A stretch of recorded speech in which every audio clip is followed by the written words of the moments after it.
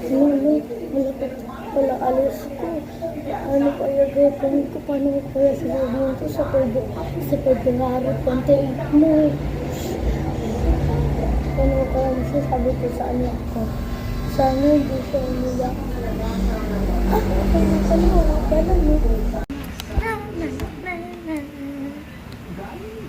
Wala, ikaw pala. Bakit? Awag na po ba ako?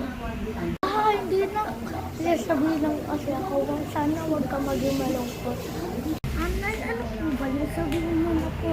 Anak, sana huwag ka maging malungkot. Malapit ako sa uwi ko sa February 28, papuntang Korea. Sana huwag ka maging malungkot. O kailangan ko na kasi ng trabaho para kasi malaki ang tapusin mo. Diba? Makakaabot pa ako sa graduation mo kasi malaki ang babayaran natin sa graduation mo. Nanay, totoo ba yan? Hindi po pwede yan. Kasi po wala mag-aalaga sa akin. Paano na yan, nanay? Ano na yan? Okay lang yan, anak. May magbabantay naman sa'yo. Tita mo eh. Tsaka, nandiyan naman yung tita mo. Tsaka ate mo, diba? Nasaan po si tita at ate? Ayan sila na po. Hi, pamangkin. Hi, pinsan. Hi po, tita. Hi po, ate. Naway, ayaw po sa kanila. Ayaw po sa kanila. Huwag ka po umalis ka na. Huwag ka mag-alala. Babalik naman si nanay eh. Sige na. Matulog na tayo. Pag gising mo bukas, nandito pa naman ako.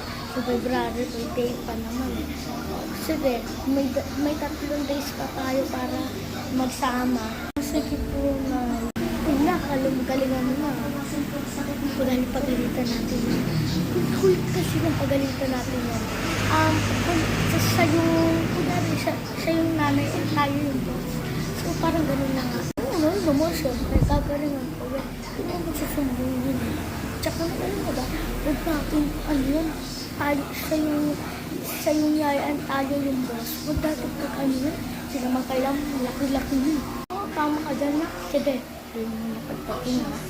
O, siya na, matulog na tayo. Good night. Good night na. Good night din, nanay.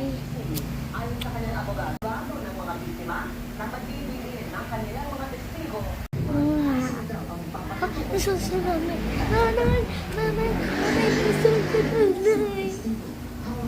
Huwag ka umiiyak. Ngayon kala ko kasi umuwi na kayo ng Korea eh. Di ba sabi ko sa'yo sa 28 pa? Ay, oo nga pala. Sorry po. Okay lang. Ay, tulog pa po. Sige na. Comment for part